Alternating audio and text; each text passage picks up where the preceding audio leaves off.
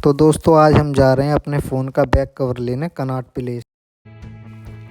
दिल्ली के रोड और जाम का आनंद लेते हुए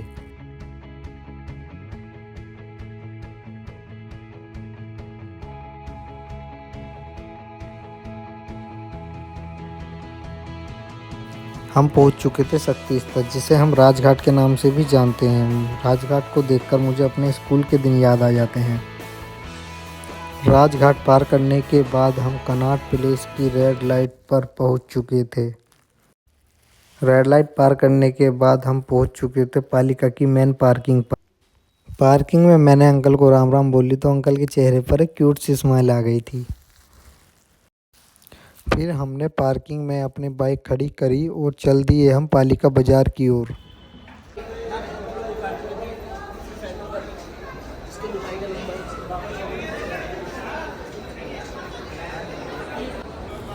जैसे ही मैं पहली दुकान पर गया तो मैंने देखा कि भैया तो पहले से ही दिल्ली के जाम से बहुत परेशान थे। फिर मैं दूसरी दुकान पर गया। इन भैया ने भी आईफोन 14 प्रो मैक्स का नाम सुनते ही मना कर दिया कि कवर नहीं है। फिर मैं तीसरी दुकान पर एंटर हुआ और मैंने इन भाई से पूछा कि भाई कवर है क्या। इन भाई ने भी देखते के साथ ही मना कर दिया कि कवर नहीं है। फिर मैं पालिका से थोड़ा बाहर आया और मैंने इन कबूतरों को देखा जो कि बहुत ही आनंद लेकर अपना दाना खा रहे थे। 1 घंटा घूमने के बाद फिर कहीं मेरे को इन भाई के पास आईफोन 14 प्रो मैक्स का कवर मिला, लेकिन वो भी मुझे पसंद नहीं आया।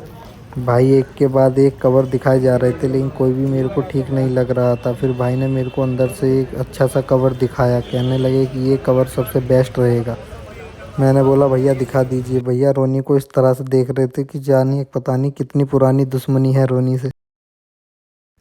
ये कवर तो ठीक लग रहा था, लेकिन इसकी फ़िटिंग ठीक नहीं आ रही थी। तो मैंने भैया से कहा कि ये कवर रख लीजिए, ये भी मेरे को ठीक नहीं लग रहा। फिर आगे चलकर मैं दूसरे भैया की दुकान पर गया।